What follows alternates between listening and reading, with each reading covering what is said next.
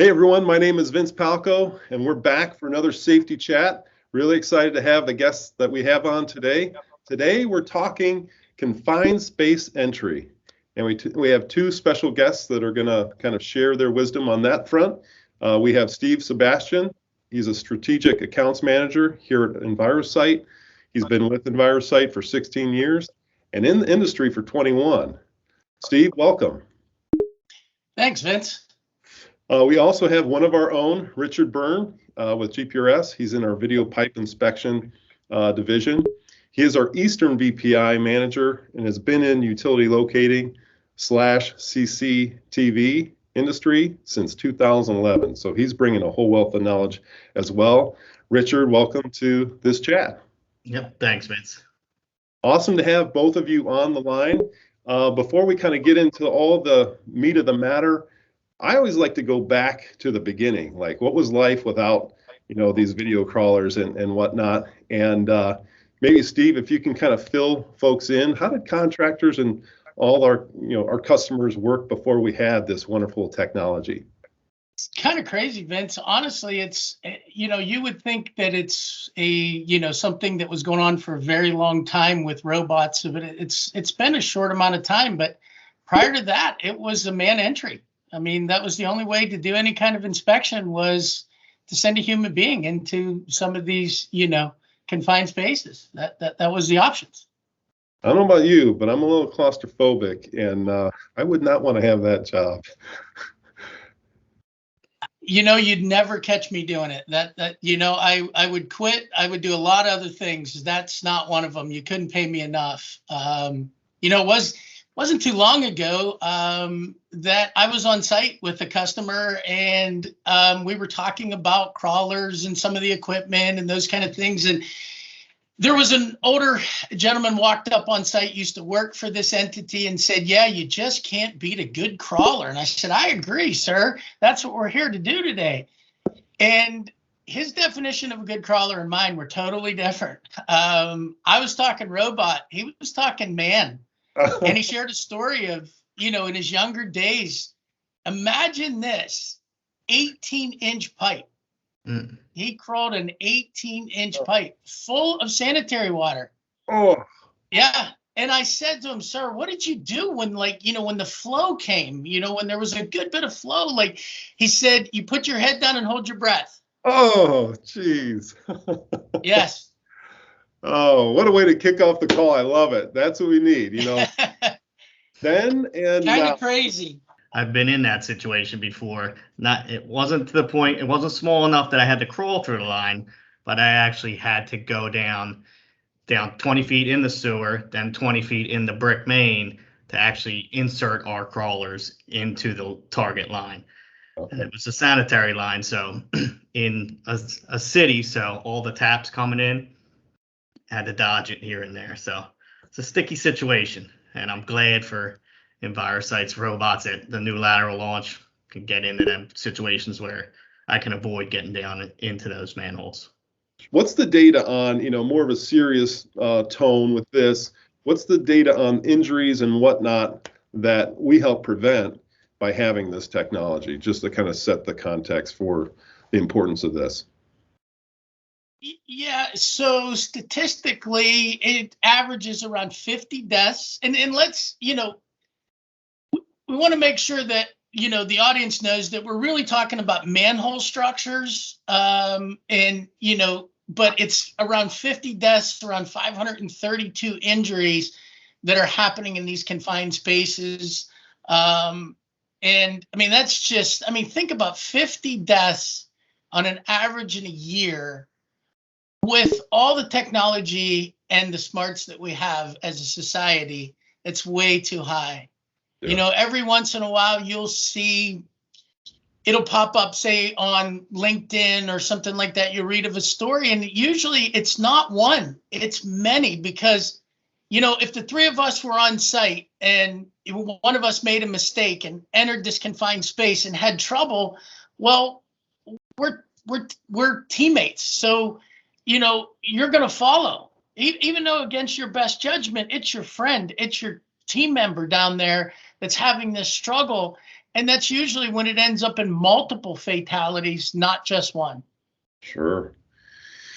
Yeah, that's I mean, it's just horrible. So let's kind of get off of that. Just want to touch on that information, and let's talk about best safety practices when it comes to confined space entry and things along those lines. What's the first thing that our audience needs to understand about setting this whole thing up? Well, the good thing is that, there's an entity like OSHA that defines this very well for everybody. So there's no guesswork in what is supposed to be followed and done.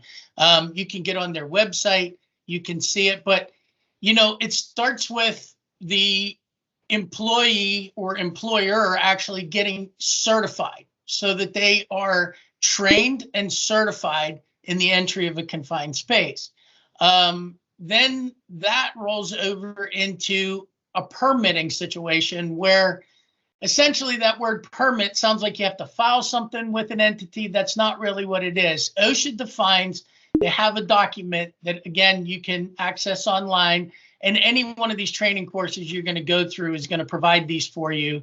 And so essentially, once a confined space is identified, there's supervisors have to be informed of this potential need for entry, and then all the permitting has to be, the document has to be filled out. And essentially, it's just rules for that entry. And then that entry would be made by that certified employee, plus another attendant, at least one attendant on site, so that in case something goes wrong. But the beautiful part is if you see the permitting form, it really defines exactly what you got to do before you would ever enter one of these. Okay, continuing on with safety best practice tips. I believe we have to worry about personnel next. Is that correct, Steve? Our company, we do everything we can with the tools we provide to limit this, to really reduce the need for a man.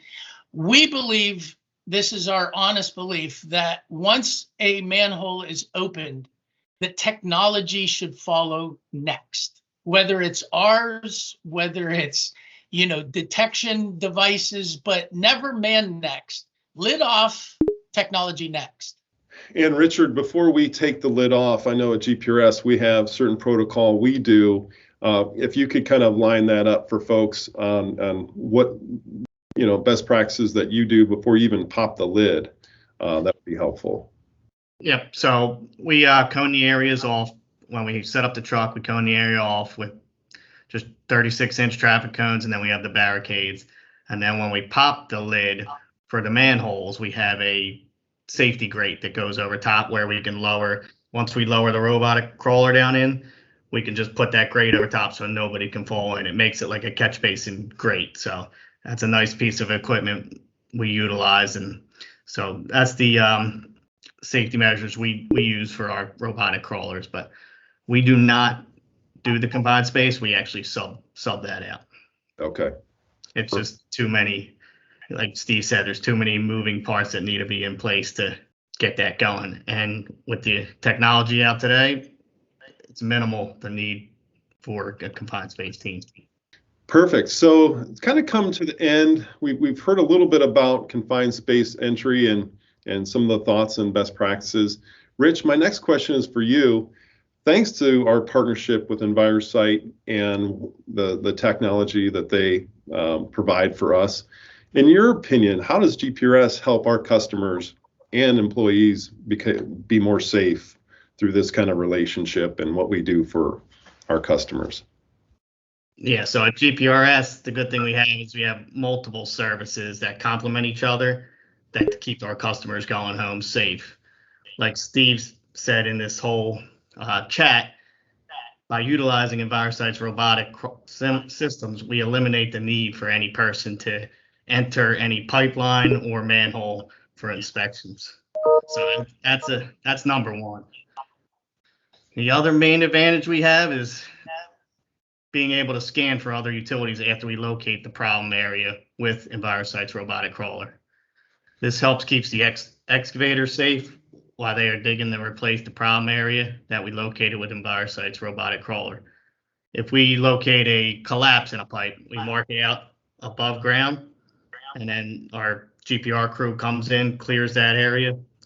Customer can dig safe and not have any utility strikes on the job. So it's utilized and complement with each other to help the customer return home to their families. Very well said. Keeping us in line with our 100% subsurface damage prevention vision that we all share here at Gprs. So I'd like to thank Steve and Rich for their time today. Appreciate your time, fellas. Was wonderful to have you. Thank you so much for sharing the information you did. And if you have any comments for us, feel free to leave a message below this video or shoot us an email. Go out to our website, gprinc.com, and send an email, and it'll eventually find its way to me. And we can include those questions, thoughts in future episodes. So again, thanks everyone for your time, and we'll see you again next time. Thanks, Vince.